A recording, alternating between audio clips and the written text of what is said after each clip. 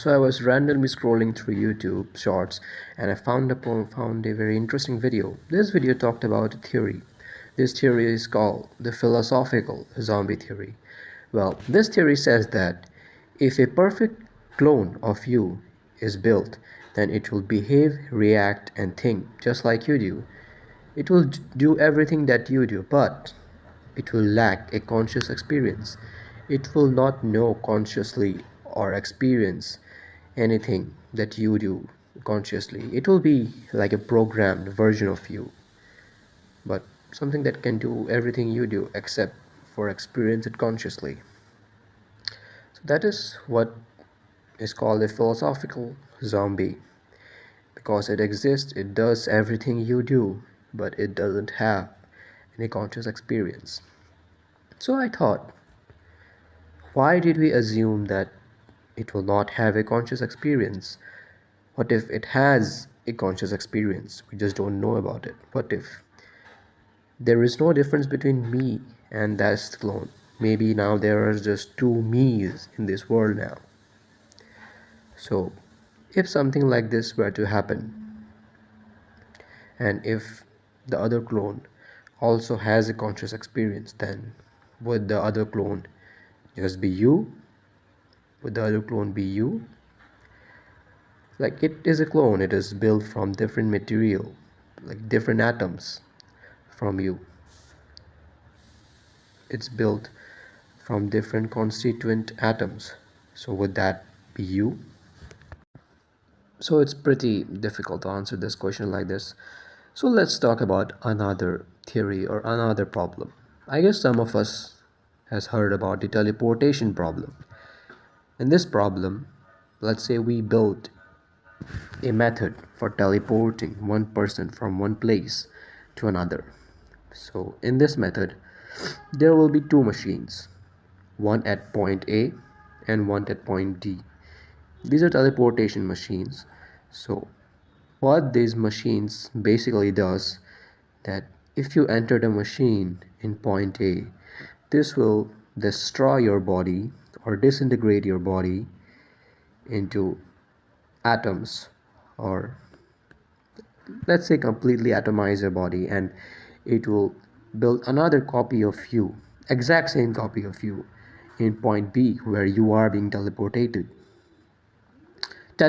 sorry. So what happens is that it builds the version of you from the atoms present in that area in point B. So now, would this other version of you, the version that just got teleported, would it really be you? Also keep in mind that the atoms that constituted the original you is not present in the you that is formed after teleportation. The new you is made up of completely different atoms. It's like building the same Lego tower but from different Lego pieces. Something here that we have not talked about is that our body, over time as it grows, we know that the body is made up of cells. The cells die and the cells get replaced, and cells are made up of atoms too. So basically, the atoms are getting replaced over time. Some of us might have heard about the Ship of Theseus. In the Ship of Theseus story, a person buys a ship. The person is Theseus, of course, buys a ship, and after using the ship for a long time, some of the parts get damaged. So these parts are getting replaced. Let's say a wooden plank gets rotten, and you replace that plank with another wooden plank, and over time, one after another, the parts are getting replaced with new parts until at one point none of the parts that were in the original ship is present. So the question is that the same ship that Theseus brought at the beginning and that he has now? In the same way, the atoms or the cells that will be in your body now would not be present 20 or 30 years from now. Everything could be replaced with new cells or atoms. So that basically means that the body you have now will not be the same body you will have 20 years from now. It will all be made up of new atoms and new cells. So what do we conclude from that? This identity not exist, or maybe it exists, but identity does not depend upon what constitutes the person or the object. Maybe the structure is the identity. The structure of our body, the structure of our brain, the structure of our thoughts is what builds the identity. So, if identity is the structure, then let's think again. Let's go back to the teleportation problem. Let's say this teleportation machine malfunctions, and after destroying the original you at point A, at point B, it creates multiple copies of you at point B. You think of getting teleported one to one, but at point B there are 5 copies of you now. And what after that?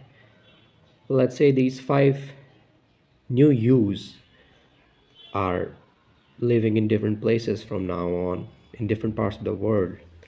So every you now is living a different life in the same world at the same time. And if you were to be one of those clones of yourself, then you could only ever have the access to memories of one of them. You could only ever live the life of one of them. You would not have any access to the memories or life experiences of the other clones. That means if identity is destructured, it could branch, it could divide, and identity, if it is structured, can also be terminated. It can also be cloned, like in the previous experiments that we talked about. So, what is this feeling of I that we're having right now? Like we feel a sense of self, like feeling of I. What is this feeling that feels so singular right now?